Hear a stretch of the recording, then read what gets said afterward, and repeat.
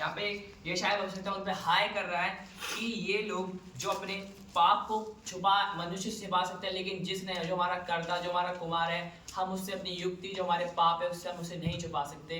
तो यहाँ पे उन्हीं की बातें हो रही है कि हमें अपने पाप नहीं छुपाने चाहिए। अगर पाप छुपा रहता है तो पाप और गहरा वो ऐसे करते करते एक दिन इंसान को नाश कर देता है। लेकिन जब पाप ओपन में आता है तो उसकी पावर और उसकी सामर्थ टूटते हैं, फिर वो पाप छूट भी आता है और फिर उन लोगों पर दया भी की जाती है।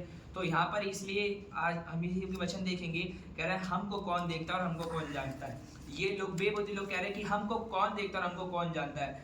तुम्हारी कैसी उल्टी समझ है। जो लोग अपना पाप छिपा लेते हैं वो ये सोचते हैं हमको किसी ने नहीं देखा, चाहे वो गुप्त पाप कर रहे हो चाहे पाप कैसे भी कर रहे हो। लेकिन गुप्त पाप कभी भी बहुत से लोगों ने नहीं पकड़ाया था, लेकिन उनकी ये उल्टी समझ है कि उनको कोई नहीं देख रहा, जो उनका कुमार और सृजनहार उन्हें देख रहा है। तो इसलिए सबके पाप ओपन में आएंगे। और उसी के लिए हम एक वचन और निकालेंगे कि हम निकालेंगे इब्रानियों कि परमेश्वर सबके पाप ओपन में लाएगा ताकि उनकी नाम है कारण फिर उनकी उन्नति हो। हालेलुया। तो हम निकालेंगे इब्रानियों 4 अध्याय और 4 की हम पढ़ेंगे 13 से। 4 अध्याय की 13 से पढ़ेंगे। सृष्टि की कोई वस्तु उससे छिपी नहीं है, वरन जिससे हमें काम है उसकी आंखों के सामने सब वस्तुएं खुली हैं और प्रकट हैं। बस यहाँ पे लिखा सृष्टि की कोई वस्तु उससे छिपी नहीं, वरन जिसे हमें काम है जिससे हमें काम है उसकी आंखों के सामने सब वस्तुएं खुली और प्रकट है। यहाँ पे बताया जा रहा है कि हमारे पाप जो हमारी सृष्टि के पाप है वो हमसे परमेश्वर के कोई भी वस्तु सृष्टि की वस्तु परमेश्वर से छिपी नहीं, चाहे वो मनुष्य हो चाहे वो मनुष्य के पाप हो चाहे मनुष्य की और भी कोई चीजें हो, परमेश्वर के सामने सब ओपन है।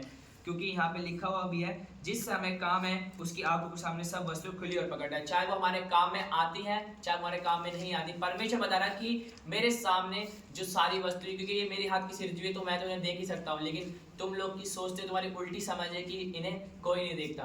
तो इसलिए हमें समझना कि परमेश्वर के सामने सारी चीजें खुली और प्रकट है। तो परमेश्वर हमारे पापों को जानता है कि हम क्या कर रहे हैं, क्या अच्छे काम कर रहे हैं और क्या भले काम कर रहे हैं। तो परमेश्वर अंत के समय हर एक बुरी बात का न्याय करेगा और एक भली बात का न्याय भी करेगा। तो और हम वचन में और चलेंगे, हम निकालेंगे भजन संहिता, हम 59 अध्याय में आएंगे। भजन संहिता 59 और पढ़ेंगे 5 अध्याय, एक 5 अध्याय पढ़ेंगे बस। 59 का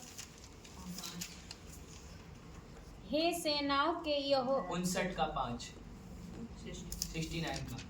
हे परमेश्वर, तू तो मेरी मूर्खता को जानता है और मेरे दोष तुझसे छिपे नहीं हैं। बस यहाँ पे दाऊद बता रहा है कि हे परमेश्वर तू मेरी मूर्खता को, मतलब जो उसने गलतियां करी और जो उसके पाप है परमेश्वर उसको जानता है। यहाँ पे दाऊद को भी ये चीज पता है, तो वो ये चीज यहाँ पे इसलिए लिख रहा था कि हमको भी पता हो कि परमेश्वर से कोई वस्तु छिपी नहीं है। और ये बता रहा है और मेरे दोस्त उससे छिपे नहीं है। तो यही चीज यहाँ पे भी बता रहा है, जैसे ईशाया ने बताया कि हम अपने पाप परमेश्वर से छिपा सकते हैं। और इब्रानियों में हमने देखा कि उसके सामने सारी वस्तु प्रकट है। और दाऊद ने भी यहाँ पे अपना एक्सपीरियंस लिख दिया, लेकिन इसने अपना पूरा जीवन का एक्सपीरियंस यहाँ पे लिख दिया कि तू मेरी मूर्खता को जानता है। मतलब जो भी उसके पाप है परमेश्वर उससे जानता है, और उसके दोस्त जो भी दाऊद ने जो भी पाप करे थे फिर उसके बाद उससे क्षमा मांगी थी। जब उसका पाप पहले उसने छिपाया था, जो उसने पाप करा था, जो स्त्री के साथ उसके आदमी को मरवा दिया था, तो ये चीज पहले बंद रही थी। फिर किसी भविष्यवक्ता किसी नबी के द्वारा उसे बताया कि जैसे तूने तलवार चलाई फिर तेरी तलवार तेरे घर में तलवार चली जाएगी। फिर ये पाप उसका ऊपर में आया, फिर पाप की परमेश्वर उसे सजा दे दी। पुराने नियम में इधर पाप इधर दंड मिलता था, तो इसी पाप के द्वारा उसकी नाम धराई हुई। फिर उसने फिर नाम धराई कारण फिर उसकी फिर परमेश्वर से फिर बड़े नगर राजा बनाया। तो इसलिए इससे चीज हम ये समझिए कि जब पाप ओपन में आता है तो पाप की सामर्थ टूटती है और फिर हम पे दया की जाती है ताकि हम आगे भी पाप न करें और हम अपनी परमेश्वर की महिमा के लिए इस्तेमाल करें। हालेलुया। और यहाँ पर निकालेंगे रोमियो, और निकालेंगे रोमियो 2 अध्याय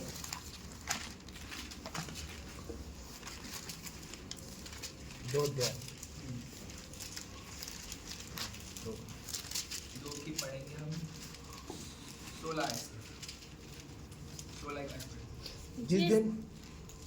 जिस दिन परमेश्वर मेरे सुसमाचार के अनुसार यीशु मसीह के द्वारा मनुष्यों की गुप्त बात का न्याय करेगा, बस। ये पहले यहीं पे पढ़ेंगे। यहाँ पे लिखा है, जिस दिन परमेश्वर मेरे सुसमाचार के अनुसार यीशु मसीह के द्वारा मनुष्य की गुप्त बातों का न्याय करेगा। यहाँ पे भी बता दिया गया है कि जो यीशु मसीह का सुसमाचार मिला, फिर हमें सच्चाई की पहचान हमें प्राप्त हो गई, फिर भी हमने यीशु मसीह में होने के बाद भी पाप करे जो कि हमने छिपाए, लेकिन वो पाप मनुष्य से छिपे, लेकिन वो हमारे जो भी कर्म थे, जो भी परमेश्वर ने लिख लिए, उन सबको परमेश्वर ने बता दिया। तो यही बता रहा है कि इसके द्वारा मनुष्य की गुप्त पाप बातों का न्याय करेगा।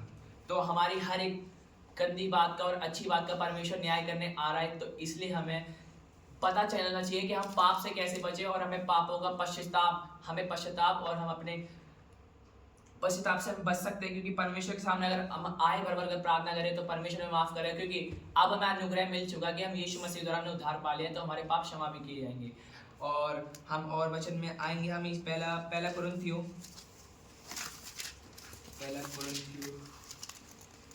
पढ़ेंगे 4:5 से।